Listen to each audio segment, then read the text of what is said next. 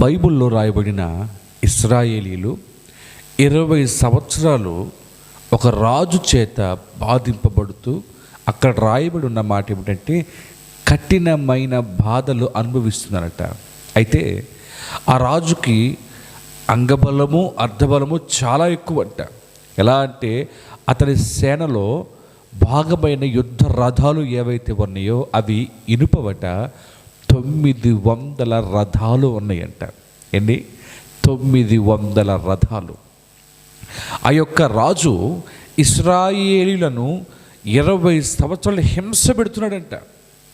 20 సంవత్సరాల నుంచి ఆటుపోట్లను తట్టుకుంటూ, కన్నీరు విడుస్తూ, నిట్టూర్పులు విడుస్తూ యెహోవాకు ఒక్కసారి మొరపెట్టగా దేవుడు ఇశ్రాయేలీలో నుండి దెబోరా అనబడిన ఒక స్త్రీని లేవనెత్తి ఇశ్రాయేలీలకు విజయాన్ని సమకూర్చటం మనం చూసాం.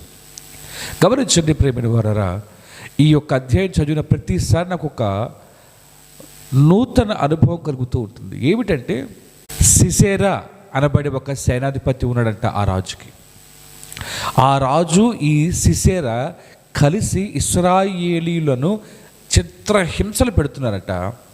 వారిని ఎలా భయపెడుతున్నారు? ఇదిగో 900 ఇనుప రథాలను చూపించి, లెక్కకు మించిన సైన్యమును చూపించి, వారి దగ్గర ఉన్న ఆయుధాలను చూపించి, నీవెంత, నీ బ్రతుకెంత అని ఇశ్రాయేలును అనుస్తూ ప్రతిసారి ఇశ్రాయేలును బాధ పెడుతూ ఉంటే, దేవుడు ఇశ్రాయేలులకు కూడా శత్రువుకి 900 ఇనుప రథాలు ఉన్నాయి కాబట్టి ఇశ్రాయేలులకి 1800 ఇనుప రథాలు ఇవ్వాలి.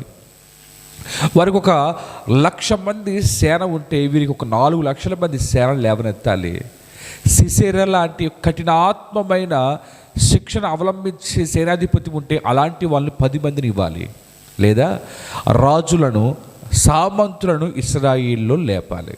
కానీ దేవుడు అది ఏమీ చేయలే. ఇశ్రాయేలీలు మొరపెట్టగా దెబోరా అనే ఒక ప్రవక్తిని లేవనెత్తాడు. అంటే 900 రథాలకు ఎదురుగా దెబోరా, సిసేరాకు ఎదురుగా దెబోరా, రాజుకు ఎదురుగా దెబోరా, లెక్కకు మించిన సేనకు ఎదురుగా దెబోరా.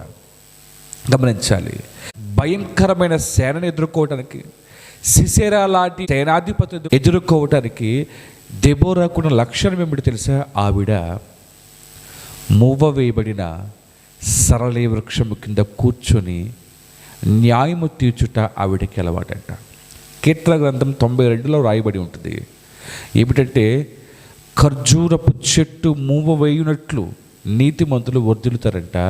వారు అనగా ఆ ఖర్జూరపు చెట్టు అనుభవం కలిగిన వారు యెహోవా సన్నిధిలో నాటబడిన వారై ఉంటారంట.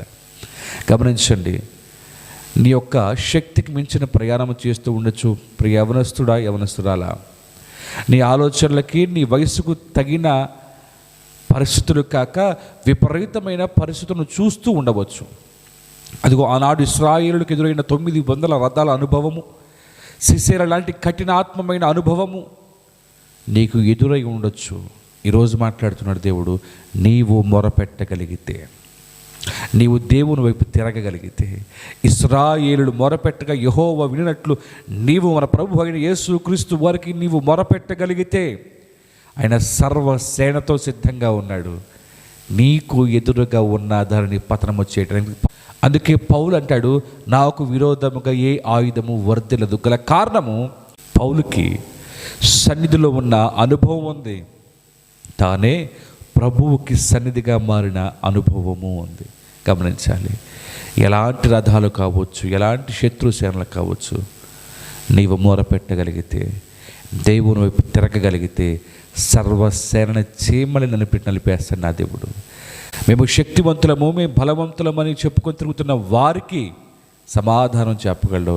నేను ఒక మాట చెప్పున, 900 రథాలు చూసుకొని సిసేరా తల విసరవచ్చు, లెక్కలేని సైన్యము చూసుకొని రాజు విర్రవేయవచ్చు. కానీ ఇశ్రాయేలు మొరపెట్టగా ప్రార్థన అనుభవము, సన్నిధిలో ఉన్న అనుభవము ఉన్న ఒక్క స్త్రీని లేవనెత్తితేనే అలనాడు ఇశ్రాయేలులకు యుద్ధములో విజయం కలిగిందంటే బ్రదర్ నీతోనే మాట్లాడుతున్నాను నేను. నీవు మొర పెడితే, నీవు దేవుని వైపు తిరిగి మొరపెట్టగలిగితే ఒక దెబోరా వలె నిన్ను లేపుతాడు దేవుడు.